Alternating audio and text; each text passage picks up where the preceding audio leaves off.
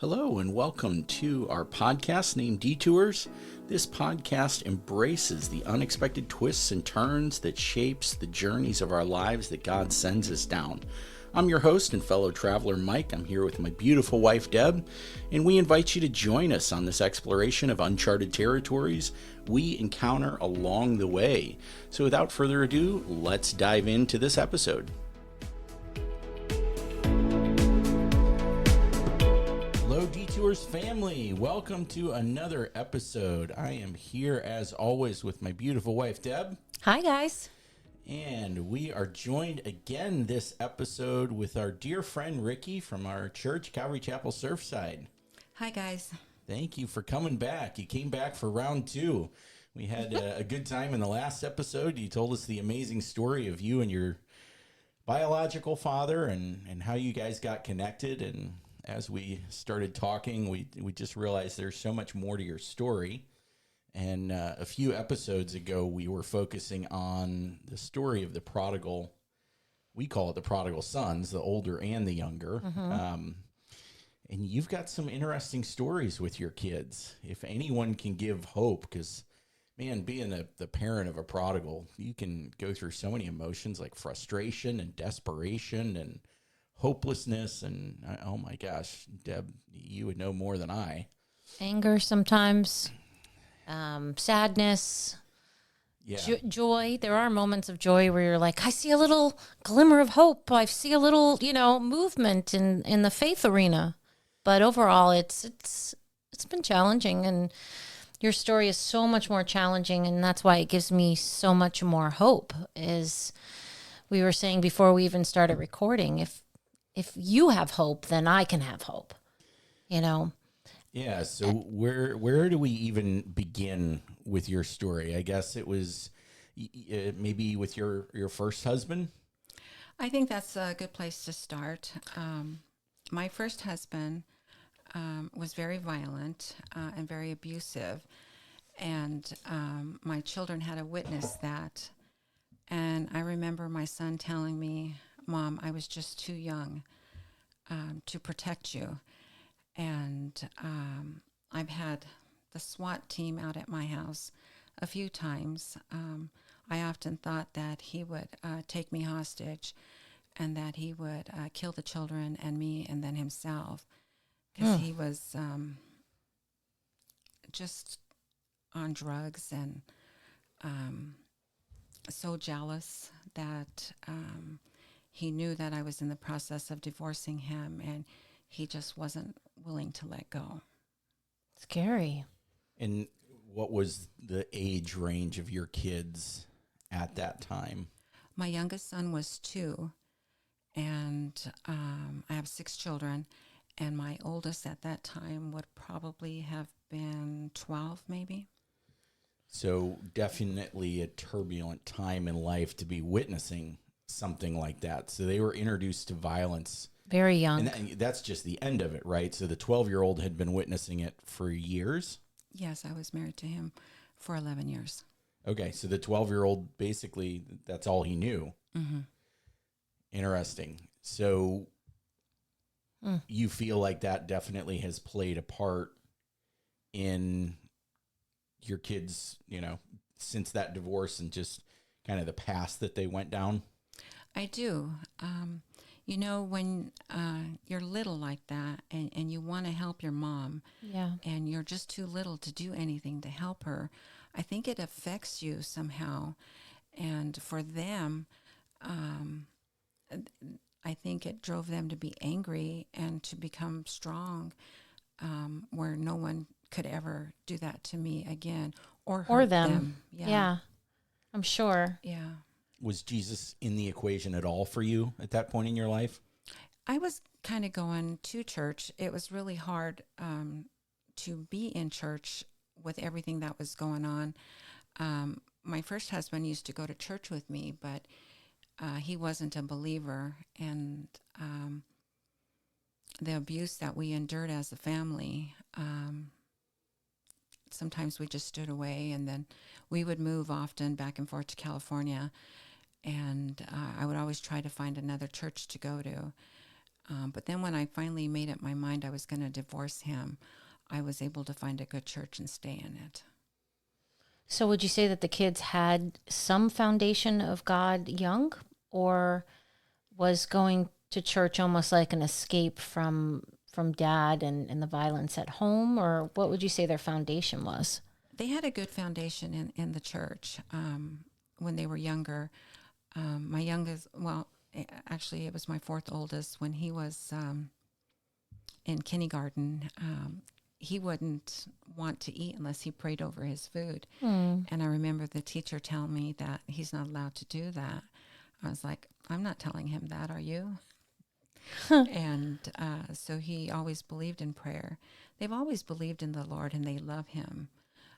They struggled with their relationship with him as they grew older. Yeah. Is it, excuse me, with Deb's son, Anthony, it's a head knowledge, but not a heart knowledge of who God is? Would you describe it as something along those lines? Like mentally they knew that God existed and they knew the statistics. He was born in Bethlehem roughly 2,000 years ago. His mom and dad was married. So they know the statistics, but they didn't have that relationship with him. I would say yes. And also the turmoil that we were in consistently kind of takes your eyes off the Lord, and you're trying just to deal Survival what's mode going on in your life at that moment. Yeah. And as we've been talking about this, I've kind of processed some of the things that have happened in the past. And I've always trusted in the Lord. And I know that somebody was always praying for me. And I think it's through those prayers that the Lord has seen me through some of the most difficult times.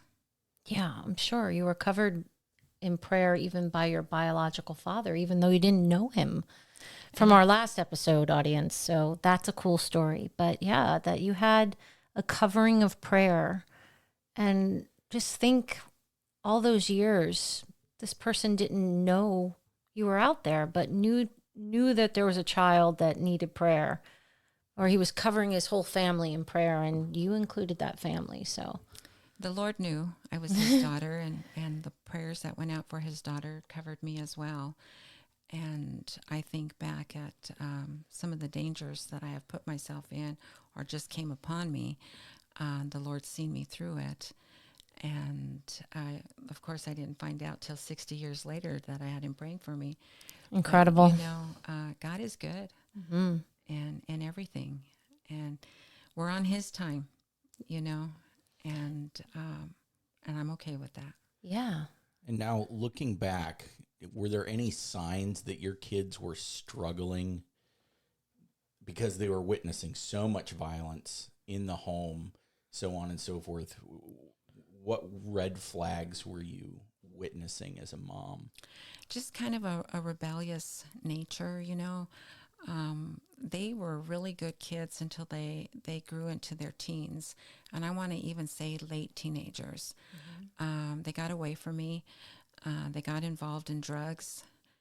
And the drug of their choice was at that time crystal meth. And it just kind of consumed my three oldest children. And then the two oldest ones got involved in gangs. And I had let them go stay in with one of my brothers in Utah. And when they came back, they were associated with the gang. And it kind of spread like fire throughout my family. Wow. And what's going through your head as a mom watching that unfold? These are people that you're willing to die for, that you would do anything for, and you're watching the ripple effects of, decisions from years earlier and so on and so forth, and drugs just hitting. What's going through your mind? I don't know. I had a lot of fear for them. I was concerned for their lives, and when you have multiple children at the same time that are doing something like this, you don't have a lot of time to think. You know, if one doesn't come home, where's he at? What are you going to do? You're going to go look for him. We've had our house attacked one night. They smashed out all the windows in our truck, and they broke through a big picture window in our living room. And I was so thankful that my husband had left that area and went downstairs, so he wasn't impacted by that. And then you kind of go, you're trying to deal with that at that moment, and then things happen so quickly. It's one thing after another. You don't have a lot of time to sit down and think. And I was going to church at that time, but I didn't have a lot of knowledge of God's word. So I can tell you, it left me in kind of a state. Is this an anxious state? Is the fight or flight? I would think you were in a constant state of survival. Yeah. But not having the word as an anchor, right, probably left you very vulnerable to the enemy's, thoughts and like, oh, why is this happening? Or I would assume that you had some lies from the enemy come in during this time, because that's the nature of the devil, is to lie, steal, and destroy. Is there anything in particular that, the devil tried to get you to think about God or about your situation? I think my problem was I tried to deal with things on my own instead of going to the Lord. And when I became severely overwhelmed, when you have children that are going to prison within weeks of each other, at one time all three of them were in prison. They've done a total of 45 years, if I would combine all their years. Ooh, Ricki. That will take you to the Lord.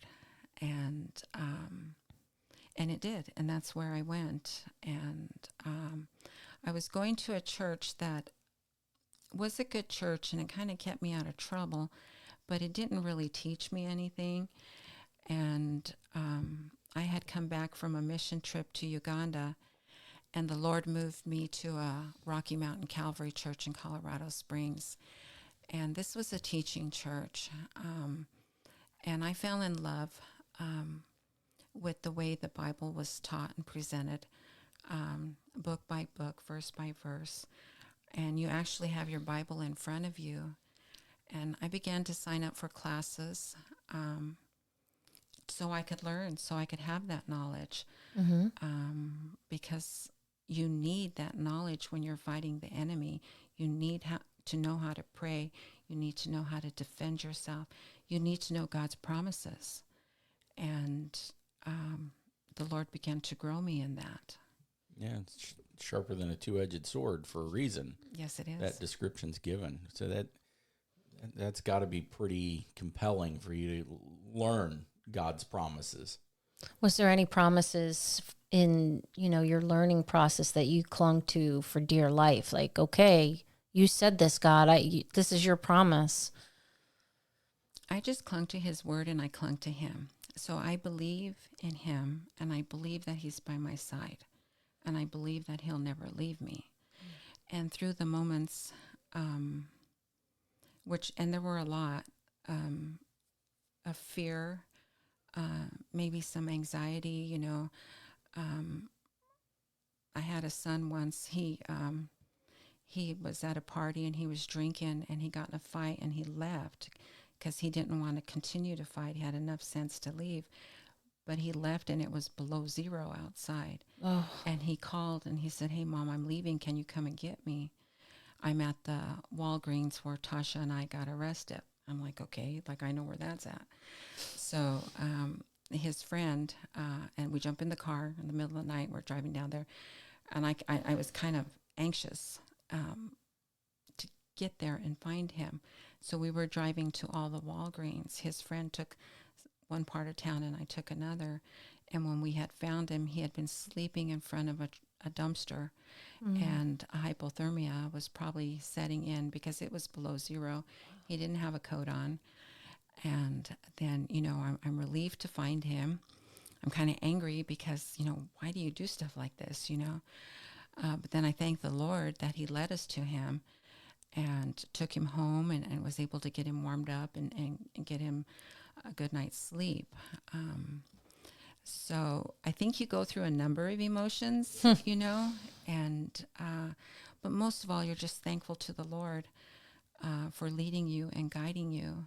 And sometimes you don't have time to look up scripture, so it's good to know it, Yeah. you know, and that's why we need to spend time in God's word, so we know it when these things happen. We know how to deal with it.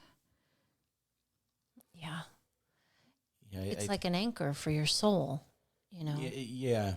Long suffering is there for a reason. You know, everybody wants to run from pain, but pain is a love language from God. You know, you can have the Bible sitting on your nightstand next to your bed, and that is the number one way that God will speak to you, is through the Bible.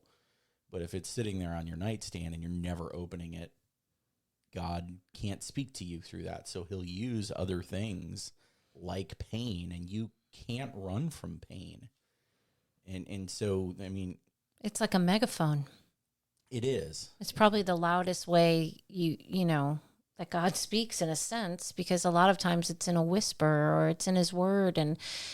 But when you're in pain, like, it stops you in your tracks, to the point like where, you know, all your children are in prison. Like, what else are you going to do but run to him? You know? And it's the pain of a mother too.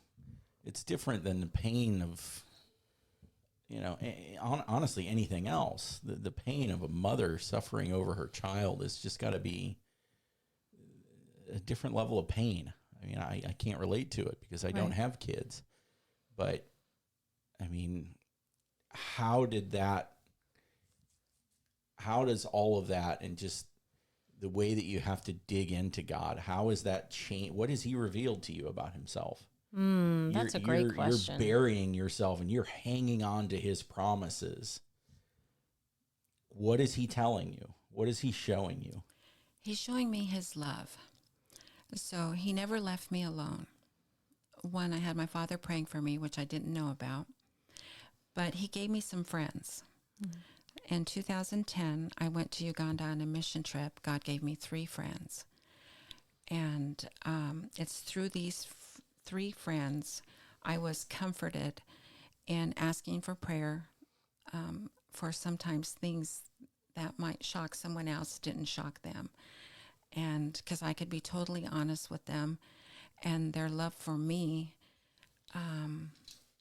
made me feel comfortable in sharing with them. So the 3 became 10. Wow. There was actually 12 of us. And we prayed for each other. If I needed someone to talk to, I can go talk to them, because they were all seasoned believers. And I'm so thankful for them and their availability to me. And one of my friends, she was getting ready to move her parents to Colorado because they had dementia, and I had gone with her to Tennessee to help clean up the house and get it ready for sale. And there was a lady that had came there, and I knew that I was supposed to spend some time with this lady. And over the course of the days, the Lord allowed the time. I actually had to change my plane ticket.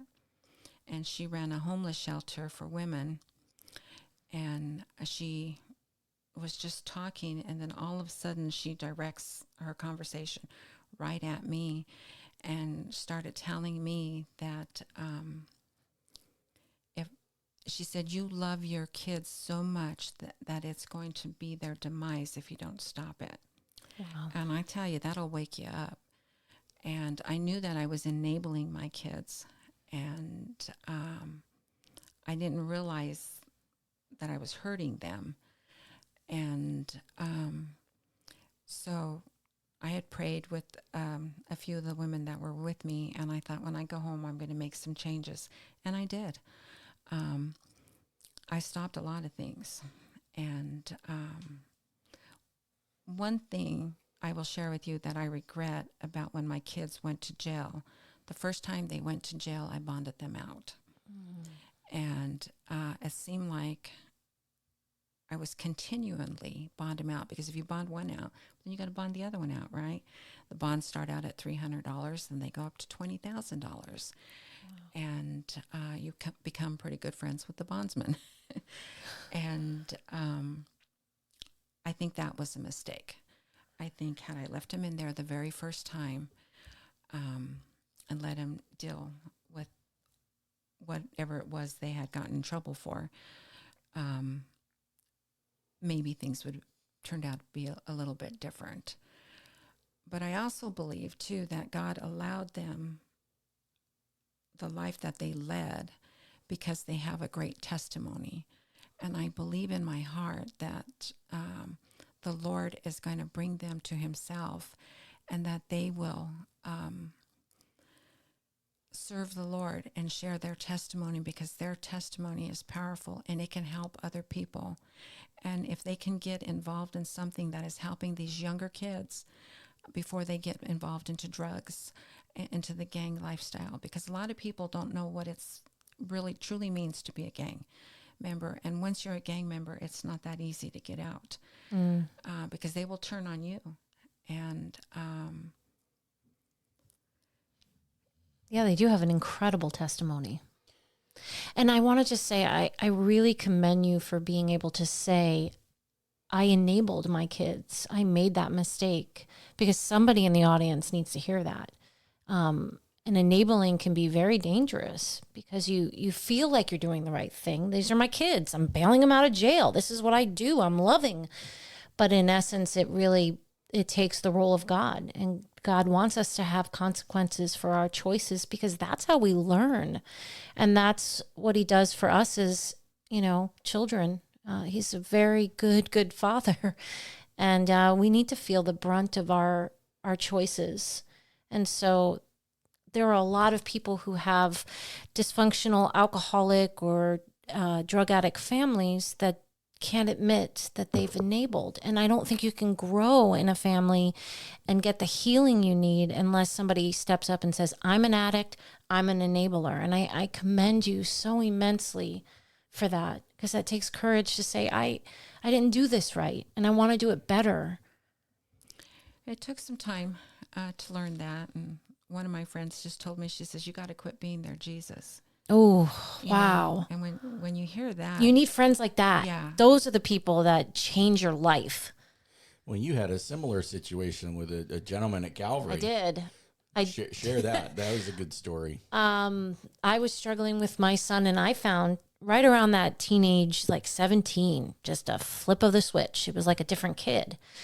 And I was trying to control. I wasn't fixing his problems, but I was trying to navigate his choices so that he would not make bad choices. So just as bad, But when he got in trouble, and he had to face it. At one point, I got so frustrated. I was like, I need counsel. I need help.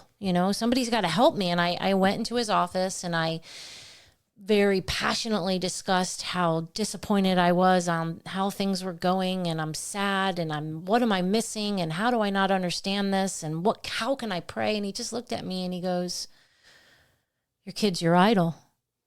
And he stopped and he let it just sit in the air, and it was heavy, and I just looked at him and I was just like, my idol? And he goes, it's idolatry. You're battling idolatry. And I didn't really say too much then, because I was kind of shocked. It was like I got spanked, and I needed that. But I didn't really, until I drove home and I was like, God, is this true? Is this true? Because sometimes you got to be careful. You got to make sure that this is truly from the Lord. And when I asked the Lord, yes, it was true. And I had to also stop. I had to let him just make whatever decision he was going to make. And no matter how much I pled or cried or suggested different things, or why don't you try this, or why don't you do that, I just had to stop. And I actually remember my kid saying, because I must have been controlling for a long time, and somehow he must associated that with I loved him. I love you, therefore I want to tell you what to do. That's how dysfunctional we were. I stopped doing that. And he's like, you don't love me anymore. And I'm like, what? No, babe, I'm just going to let you make your decisions. I can't stop you from making these choices. But you don't even care anymore. And I'm like, yeah, I do care. But it was such an odd dichotomy because here I was trying to do the right thing and not make him an idol, and step away and just allow him to be. And he was really not, he didn't know what to do with it, which told me, wow, this is a dysfunctional problem that we've had a long time, because now it's so deeply ingrained in whether I love you or not. I've done something bad. Like, I love you regardless of what you do. And I just have to stop being controlling.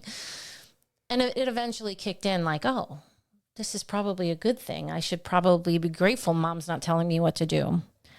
Then he had to kind of feel the brunt of the decisions he was making. And there were a lot of decisions that even to this day, he still kind of feels the sting of those decisions. And we're talking, 10 years. So now it begs the question. So fast forward now all these years, your kids are starting to re-enter society.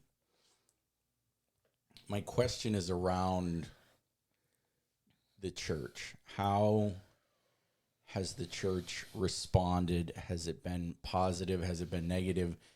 Because we have such a tendency, even, I think we were even talking on the Prodigal Son episodes, as seasoned believers, we can often be the older brother, where we're sitting here going, hey, I lived by these rules, but yet, God, you're celebrating the younger brother who went out and blew his inheritance and this, that, and the other, and he's getting the fatted calf. Meanwhile, I've sat here and done everything right. And, let's call a spade a spade. The church can be very judgmental towards some of these things. I'm sitting here doing a podcast with an idolater and an enabler, self-described. And you are? I'm perfect. I'm perfect. I don't know what's wrong with you guys. That's why I'm asking the question.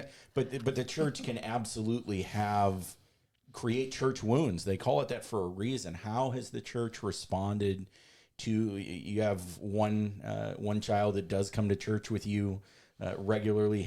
How has the church reacted to that? I have to say, the church Calvary Surfside has been amazing. The people have treated my son with great love, and they go up and they shake his hand. They, hey, how are you? What's your name? And I can see him respond with a great smile. The church I came from in Colorado Springs was also a good church.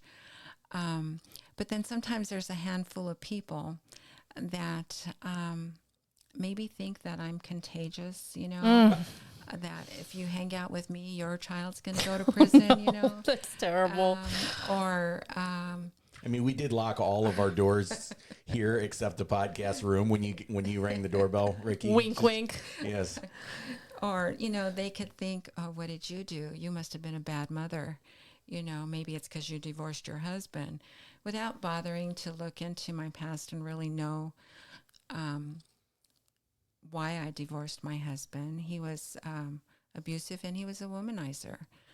And all of his girlfriends showed up at his funeral, and they're like, oh, you're the wife, let's shake your hand. And I'm like, it's okay. You don't have to do that. Yeah, don't touch my hand, lady. But, the grace of God is amazing. And I look back through the years and all the things that we've walked through. I know the hand of God has always been on my children. And I don't really worry too much what people say. And if you want to have a conversation with me, I'm pretty open. I'm an open book. I think you know that, Mike. You too. Mm-hmm. And we can talk about it, I guess my fear is one thing, that someone would hurt my son's feelings from the church that would turn him off and not want to go back. And I don't know why I have that fear, maybe because some of the things that have happened in the past. But the Lord has really comforted me, I have to say, with the love that he's received. And I've had a few of the men reach out and take him to coffee and talk with him. And there's a theme I've noticed. You'll be able to give more details here, but it seems to be kind of the seasoned men in the church. One gentleman named Bob, we both know Bob very, very well. You talk about one of the nicest, sweetest, most gentle men on the planet that truly just loves Jesus. He's one of the gentlemen that's connected with your son. Our assistant pastor has seems like he's hit it off, and he's, I would call very, wise man. It seems to be like he's sort of, is it him seeking those people out? Are they seeking him out? They actually seek him out. There was another Bob too. He's actually done prison ministry. And it's their love, I think, for the Lord that they've reached out and embraced my son. And I think in time, he will want to move on. We've just passed the 90-day mark that he's home, and that in itself is a miracle. And, the Lord had a plan for us when he moved us to Florida. He knew that Frankie was going to get out early, and he knew that that I was going to go to Calvary Surfside. We prayed about the house, the location of the house, and the church that I was going to go to. And the Lord has placed me in this church, and this is where I'm to stay. Not to put any pressure on our pastors, but they do give a good message, and they speak from the heart, and Frankie listens. My other two sons that were in prison are in Colorado, and they are being ministered to. My dear friend, Pastor Guy, was in prison. He actually had murdered someone and gave his life to the Lord, and he totally dedicated his life to serving men in prison. And the Lord connected us, and he spent a lot of time ministering to my children, and his wife ministered to their wives, So along the way, the Lord has always provided someone. He's never left me alone. There was always someone I can go to, someone I can talk to, someone that can talk to me, and pour into me, because sometimes I need that, and I need love too, and when your whole world is falling apart and your kids are getting high and they're going to prison, that's a hard thing to deal with. Oh, yeah. And then but I can say that I'm thankful that it was prison and not death. Because many don't survive. And we've seen a lot of their friends that were murdered or overdosed or just killed themselves by recklessly driving their motorcycle. One actually didn't have a gas cap, and he stuck a hanky in there. And when he crashed his bike, it lit on fire, and it took him too. And so in the midst of all these troubles, there's always something to be thankful for. You learn to look for those things, because the hand of God is on them. And as you're looking, you can even have the joy of the Lord with you. And so what do you do in the waiting? While you're waiting for them to come out of prison, you're waiting for this time for the Lord to move in their hearts, and you have all these hope and dreams, and you think it's going to happen like this, and it doesn't. It happens the way the Lord has designed it. So I've learned to just patiently wait on the Lord. And I get anxious. I'm thinking, oh, maybe today, maybe it's going to be this message that's going to click in his brain, or they're going to meet someone walking down the street, and the Lord is going to change their lives. And strangers have came up to them and shared the gospel. Strangers have poured into them. We were at McDonald's one day, and this lady comes up to my son, and she says, "I just want you to know you have a good heart. I know that you have a good heart. Wow. And I told my son, I said, that's that's from the gold. Lord. Mm-hmm. And numerous times I've had things like that happen. Numerous times their lives have been spared. I don't fully know the hardships that they've suffered in prison. And I know that it's hard. And I can see the effects of that, and that breaks my heart. But yet the Lord sustained him. And my hope is in the Lord and not in people, really, because people will fail us. But the Lord uses people to uplift you and to give a message. And it's like being on a merry-go-round that just never stops, Where is the Lord going to take you? How's he going to do it? I just know that he is going to do it. And I believe that. And so you've been on this merry-go-round, just the prison merry-go-round for 45 years. Yeah, those are running parallel, but 45 years. What is God giving you that's the greatest source of rejuvenating your hope? Is it worship? Is it prayer? Is it Bible time? How does he sit there and, when you begin to worry, he takes you off the ledge? Again, what is that for you? I know for Deb, she's got her prayer closet. She'll go in there and sing, sing to God. She'll pray to him. Writing. Yep, absolutely. Her writing. So what are the great sources of, just hope and rejuvenation for you? His knowledge. So when all this first started happening, I didn't have a lot of knowledge. I was going to church, and the church I was in wasn't really a teaching church. And then as I came to a Calvary church where they want to teach you the Word of God, as you're learning it and he talks to you through his Word, it's so amazing. When I'm severely stressed out, he'll send me to a certain Psalms. Or I spend a lot of times with Proverbs because there's a lot of wisdom in Proverbs. But just going to him with an open heart, and I can be blunt with the Lord. I could cry. I can get on my knees. I can laugh with him. I can sing with him. My favorite time is on the beach. And sometimes he reveals himself to me, I think, in a cloud, And It's intimate. Yeah, he is. And so my time alone with him is very precious. I get a little cranky if I don't get that. There's a lot of pressure on you, so I could see without being plugged in to the vine that the branch would wither. My goodness, I would wither quickly with all the pressure that you've got going on. For sure. Yeah, the beach is definitely a place for me as well. It's one of those things since moving, I don't get as much time at the beach as I used to. I used to go out there almost every single week.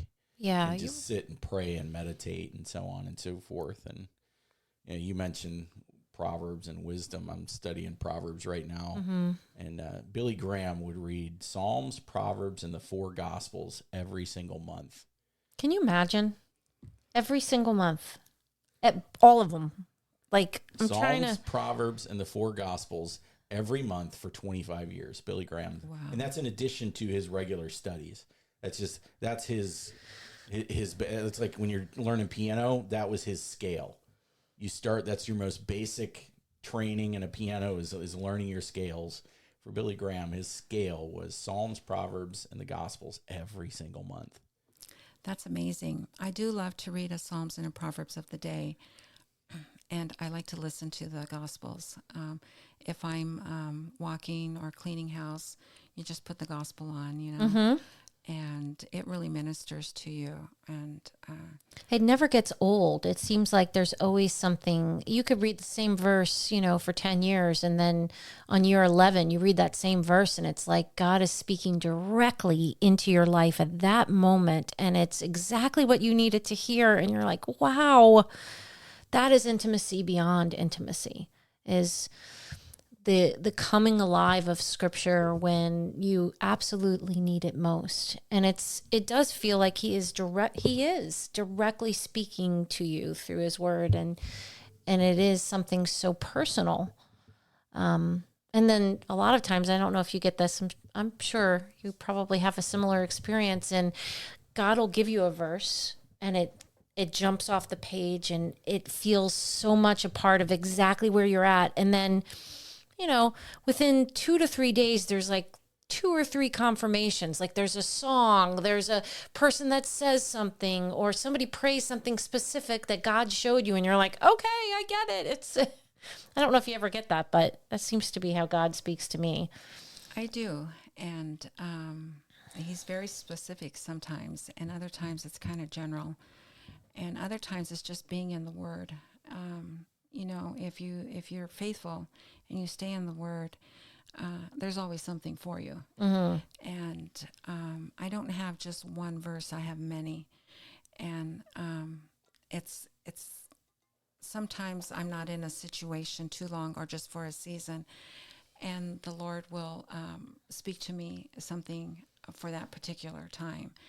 And then other times it's just His love, And so it's pretty amazing walking with Him. I couldn't do it without Him. I've had 911 prayers where I've just laid on the ground and say, Lord, 911, I need Him. I need my son to call me like right now, or I'm going to lose my mind. And you know what? He calls. And then I'm like, thank you, Lord, Mm-hmm. And He doesn't have to do that for us. He does that for us because He loves us. And He probably knows me well enough to know that I would go stir crazy and wouldn't leave Him alone until I got the call. And that's happened more than once. So let me ask you, as I'm going to pick on you a little bit, as a self-described enabler, how do you, now that your children are beginning to re-enter, some of them are beginning to re-enter society, how do you navigate trust with your kids coming out? How do you walk that line between asking the question, am I enabling? How do you navigate trust? I would find that, again, I'm naive because I'm not going through it, but I would find you have to let go and hold your kids kind of with an open palm. But trust is a process, and it does have to be earned. So how do you navigate, this is what I'm willing, this is today's test. And it's a process that your kids are going to have to earn levels of trust back with you. That's got to be tricky. I just trust them. But I mean, are you... There's boundaries I'm sure you've set whether you realize it or not. Like maybe you haven't said, this is a clear-cut boundary, but I'm sure in your mind there's some boundaries, like when it comes to enabling, like I'm not going to do X, Y, and Z anymore. Just like you said that one time where I should have never bailed them out the first time. Are there any clear, like, boundaries or things that you know in your heart, like, okay, this boundary is for my benefit to trust them more? Well, I can trust them until I can't. And I know their personalities, and I know sometimes I can almost see what's going through their mind, And if you're a drug addict and you want money from me, I'm probably not going to give it to you. If you're a single man, which I have a son that doesn't have any kids, I think he should be working. And he shouldn't expect me to give him money. If you need some help and you're doing well, then I can help you. But I don't do it on my own anymore. I go to the Lord and say, how can we do this? Is this something that we should do? talk to my husband. You know, we're always willing to help if we can, if we're truly helping you and not hurting you. So I have a lot of conversations with them too, and I try to understand where they're at. And my son, actually the one that's single, he told me, he says, well, maybe it's time you just let us stand on our own 2 feet, Mom, and not worry about us so much. But then when I did that to him, he didn't like it too much. But you know what? It's okay. You know, we're family. We love each other. And sometimes we get mad at each other, and but it all comes back to we love each other. And so trust, I just trust them. I know that I can trust them, but when they cross that line, then I can say, hey, you know what? This is what you're doing, and I don't like it. And, then we have a different kind of conversation. How do you prevent the pendulum from swinging the other way? Going, hey, I trust you. All of a sudden something happens. Maybe they betray it slightly. How do you approach that and still be neutral and not let that swing in, to another negative point where you're, okay, now I'm throwing all trust out the window? Because between Deb and I, she's the glass half full, I'm the glass half empty. You're going to have to earn my trust back. And it would be a process. And that's good and bad. Fool me once, shame on you. Fool me twice, shame on me. I don't like to be fooled. So for you to get a second chance, you're going to have to put some effort in, and I'm going to have to see something. So for you, how do you prevent that pendulum from swinging and honestly not becoming me, where the glass is half empty? I think I would struggle with that tremendously. My kids don't try to fool me. They're blatantly honest with me. If I ask them something direct, they're going to tell me. And I need to sometimes be careful what I ask, because I don't always want to know the answer. Isn't that the truth? But I mean, even just that, there's so much wisdom in that. Yeah. Think about what you just said and your relationship with Jesus. Mm-hmm. Do you ever hesitate to ask Jesus the question because in reality you don't want to know the answer? Is God going to take the time to talk to you and give you an answer if you're not willing to execute on that? So I think that's just tremendous wisdom just in and of itself, that statement. I have a special bond with my children, and we are very close. We've been through a lot together, and they know that I love them. And trust is I've never really thought about it. It's just like, if I find, and they always tell on each other. Do they? Yes. Even as grown-ups? As grown-ups, even. That's kind of one funny. will say something, well, don't tell Mom. And then we'll go out to eat, and then it just kind of comes out. Or they'll come and tell me because they think, oh, if he goes and does that, it's not going to be good for him. Or if, like in Colorado, we're working on a situation where my son is kind of fallen back into drugs, and the other one's trying to help him. Just they are like blunt. They'll go knock on the door and say, hey, what can I do to help you? I love you. I don't like what you're doing. And if they don't get an answer, sometimes they leave angry, but then they'll call me and say, Mom, I tried, I think I've worked as trying to be a peacemaker between them for a long time, because siblings can have problems with each other, and they quit talking for a while, and then you want to get them back together again. You want forgiveness to take place. You want them to ultimately help each other, and sometimes I have that. It works out great, and sometimes I don't. And then we can't do anything without the Lord, though. We constantly need to be before the Lord.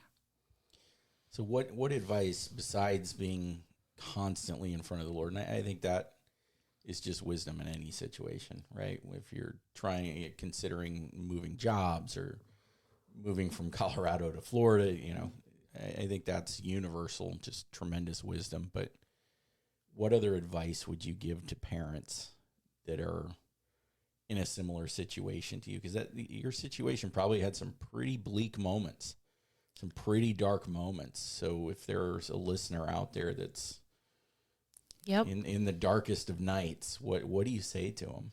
You have to know your children. You have to spend time with them. You have to talk to them. They need to know that you love them. They need to know that it's okay if I tell you things that are going to make you uncomfortable. And believe me, they have. And in return, I have to remain calm. I have to listen, and I have to love them. And I don't always have an answer.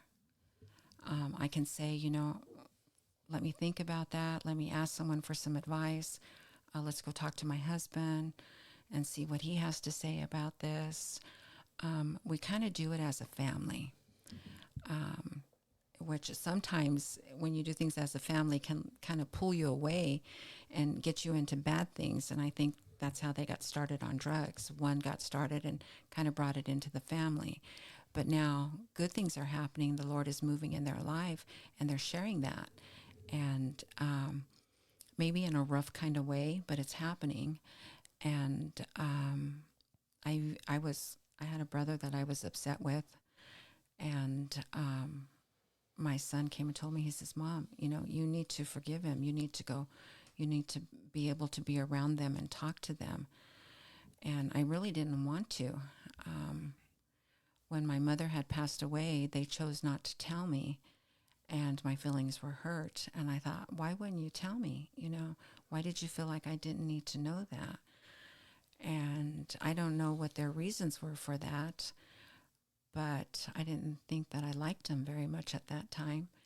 And then my niece had come down from California. Her son had died, and we had gathered with the family for the funeral. And I knew that I needed to lie that down and be friends with them. And it turned out to be a very joyful thing. I never brought it up. I never asked him why you did that. I found forgiveness in my heart for them for that.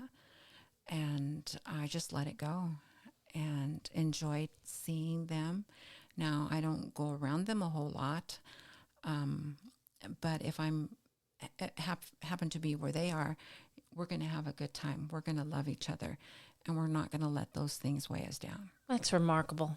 I'm listening to that, and I just went through 17 different faces and 17 different emotions. God bless you for the heart of forgiveness you have, because just that part of the story, I got so mad. Like, why wouldn't you tell me my mother died? But the fact that, and we'll bring it back around, what advice do you have for, people going through this situation? The fact that your kids enough that your kids told you, hey, Mom, you got to let this go. Like, that's the kind of relationship you want to have with your children, that they know you so well that they can speak into your life and you can speak into theirs. I think that's blessed advice for someone listening, is that kind of intimacy with your kids, that honesty, that raw honesty. Because you said a couple of things that really hit me, was just like, I have to love them regardless of how, did you say that? Or is that how my mind interpreted it? Like, if your kid comes to you with something that's really hard to hear, of course you love them, but I need to know, because I have a hard time managing my face, Ricki, how, when your kid comes to you with something that's so difficult and they've repeated a pattern over and over, yes, you love them, but how do you show them love? How do you show them love? Because I always love my son, regardless of what he does. He's my flesh and blood. But how do I show him love when I see him repeating a pattern over and over again? And I'm like, man, there we go again. Here's the pattern. I've learned not to show emotion. If my kids see that somebody is upsetting me, they're going to want to deal with it, right? And they don't need to. if I'm angry, I can mostly cover that up. If I'm hurt, I can mostly cover that up. And I kind of have this blank face. In fact, someone told me once, she says, Ricki, this is you. When you're happy, when you're sad, when you're angry, you have the same face. But she doesn't know what I've walked through in the past. So having an abusive husband, if later on when I remarried, if me and my husband are in a fight and I'm showing my kids that I'm angry, or if I even say that I'm angry and that this happened or that happened, they may want to go deal with my husband. The fight is between me and my husband, not between me, them, and my husband. Right. I can take care of it. And so I just don't share that with them because they tend to be overprotective with me. And even between each other, it's like, you can do whatever you want, but you can't say anything like that to mom. And I'm like, don't worry about it. I can handle it. You know, that's kind of where we are today. Don't worry about it. Mom doesn't need protecting, you know. But I can be honest with them as well as they can be honest with me. And sometimes I've heard some things. And then how do you, so you're going to teach me a lesson. I wish this was on video, but I need to be able to not show emotion. I don't know how to do that. Well, she found out she's not Italian. Well, that's probably the reason. We covered that in the last episode. We don't need to rehash that. You're Italian. She's not. End of meeting. I need help, but it still goes back to how do you show, okay, so you're not going to show any emotion when you're upset that they're repeating the same pattern? No. Is that a form of love? I don't know. I'm genuinely asking. What good does it do to get angry? If they're already angry and I get angry at them, they're not going to listen to me. They're going to fire back on me. So no, I don't get angry. I don't cry because if I'm sitting there bawling, they're going to feel sorry for me and think, oh my gosh, I'm the most awful person in the world. I don't want them to feel like that. I want to be able to deal with what's happening at that moment.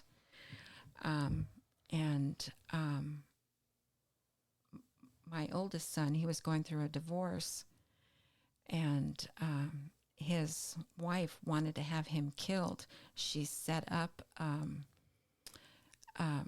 with her friends to go to the house and have him shot. So his friends call me up and they tell me this, and I'm receiving all this information. And I'm like, okay. So I give her a call just to talk to her to see where she's at. And she's like trying to tell me that her reasons for wanting to do that. And I told her, I said, you know, it's not up to you to say he lives or he dies. I said, ultimately, the Lord has control over that, and he's the giver and taker of life. And so she was like, whatever, you know, and she hung up on me. And I prayed for her, and he did get out of the house, and his friends picked him up, and they were shot at, and nobody was hurt. And so when you're dealing with things that can go so crazy like that, and that's just one of the things, you learn to control your emotions because a lot is riding on it. That makes sense. And if a lot is riding on just how I respond, I'm going to teach myself not to respond.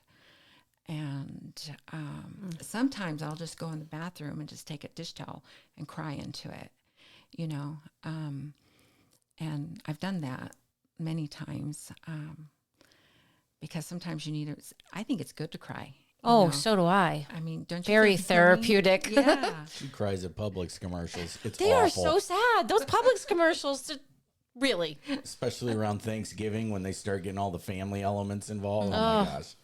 Where, yeah, I think, because even you mentioned how you read the book of Proverbs, even Proverbs tells you don't trust your emotions. Yes. So if you can take emotion out of that equation, and that's more difficult for some people, less difficult for others, but to just step back and look at, okay, number one, is the problem bigger than bigger than God is? The answer is no. that in and of itself, there's a level of peace there. So you go, okay, take the emotion out of it. What do I need to do? God, help me, give me the steps, because you're bigger than this problem, so I shouldn't be freaking out. Let's take the emotion out of it. You know, I do my best to react that way. It doesn't always happen, especially I'm better over time because I'm a processor. You know, if there's something that Deb and I need to talk through, if you put me in the heat of the moment, I'm not good. But you give me some time to process, and I can, okay, that's clearly not fair for me to say. That's just, I'm being unfair to Deb just out of anger or frustration or this, that, and the other. So I'm much better, you know, as a processor. And I think you're right. I think pulling emotion out of it. So many kids want to feel things these days. They want to, you know, they want to feel like they've helped someone. They want to feel this, that, and the other. That, you know, feelings. It's not like they aren't there, but they don't always lead to the truth. You can be swayed very easily by feelings. So I think there's a lot of wisdom in what you're saying. And, you know, because I know what's at stake, but sometimes over a little thing, if I get pushed too far, I'll snap, you know, and it's usually something that ain't that important. And I feel like they pushed me and I pushed back, but I pushed back a little harder, you know, so that does happen occasionally, and I'm working on that. So it's a learning experience in every season that we're in, because it changes. And as they grow older, they become more responsible, and they're responsible for each other.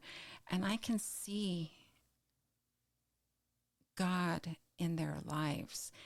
And when things happen, I know, oh, thank you. Thank you, Lord. I know that was from you, you know. And then I'll tell them, you know, that was from the Lord, you know. And I try not to be too preachy, but I want to share the love of God with them. And I think that enough things have happened that they've experienced God's love, his protection, and it's undeniable in their lives. And they often say that we are alive because Mom's prayers. Hallelujah to that. Yes. Yes. So we are just about out of time. What's the last note that you want to leave people with? If people are sitting and they're praying for their prodigal or prodigals and they're not seeing traction, what hope do you offer? You have so much wisdom, because you've been praying for your kids a long time, more than Deb and I have been praying, and so on and so forth. So you are so much further down the chronological timeline than we are. If someone out there has a prodigal son or daughter that they're just, maybe they're frustrated because they're not seeing movement, they're worried, this, that, and the other, what ending advice would you give to someone that's in that season? You know, I think it's your heart and your relationship with the Lord. So you love the Lord, you have to trust in him. And we are on his time. And I don't know what they have to go through to get to where he wants them. But I continue to pray because I believe and I trust in him that it will happen. And in the meantime, you get to enjoy the journey. And you get to share God's love with them. And I try not to be judgmental. I can be sometimes, and then they'll call me on it right away. Oh, you're judging me. And I'll be like, I'm sorry, you know, okay. But love covers a multitude of sin. And you don't want to love so much that you enable them, or that your love may hurt them, but you want to love them enough to be truthful with them and let them know what's at stake. And when you can have those conversations without having to back down and know that you're sharing truth with them, God kind of takes over. And that's not easy, because it doesn't happen in every conversation. And And then sometimes the Lord just overflows in you, and so much of it comes out with one child or the another. Like when my daughter was here, we had a great conversation. She'd been angry with me for a lot of years because she felt like I forced her to get married. And I had to explain to her that I didn't have that kind of love for my mom when I was growing up. And anything that I did for her was because I loved her and I wanted her to have a better future. And she accepted that so beautifully. And we just sat there and we cried together. And then we went and got tacos. Tears and tacos. What a beautiful way to end. Tears and tacos. You can't get better. No, you can't. Well, yeah, I see such a burden for prodigals at Surfside, more than I've ever seen. Calvary Surfside is a very spiritually mature little church. I don't know, maybe the congregation's 250 people. I don't know, give or take. But there's a lot of mature Christians there, and it's amazing. People that messed up with their kids versus people that did everything by the books. And there's prodigals all over the place. And that church, my goodness, our little prayer group, there was kind of like 4 families of sorts that would show up on Mondays. Every single one of us had prodigals. Mm-hmm. You, me, Bob, and actually the pastor's mom. One of her kids is absolutely a prodigal. And my goodness, they're everywhere. And so I think just hearing someone with your level of faith and you've been dealing with this and you've dealt with so much over such a long period of time. Thank you for coming in and just pouring out a little bit of wisdom. I hope it's blessing some people that are listening to this. We can't forget to thank the Lord either. Just thank him. And you keep coming back to that. I think thankfulness is it's underrated. It's totally underrated.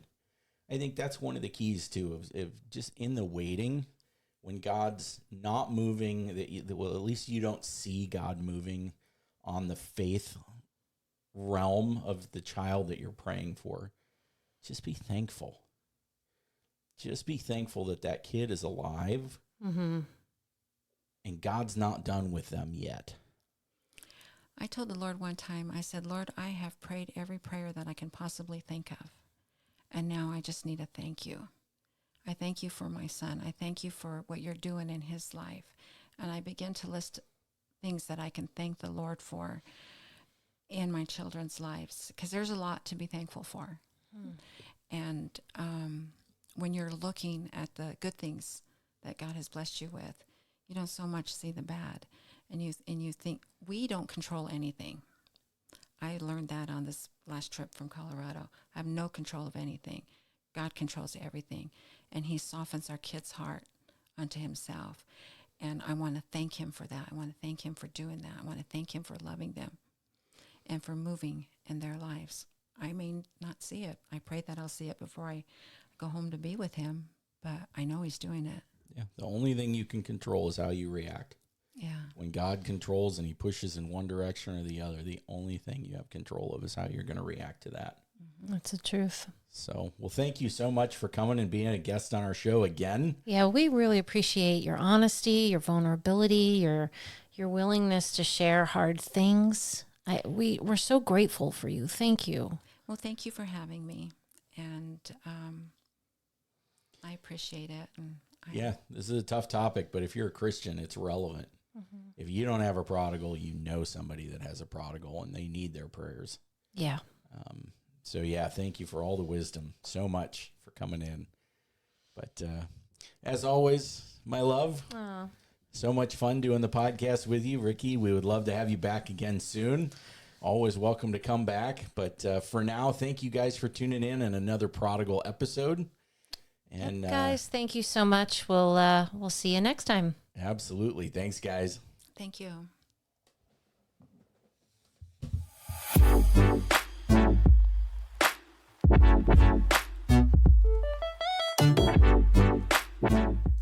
Thanks for listening to Detours. For more content, you can find us on Spirit FM Radio, Spotify, Apple Podcast, Google Play, or on our website at detours.life.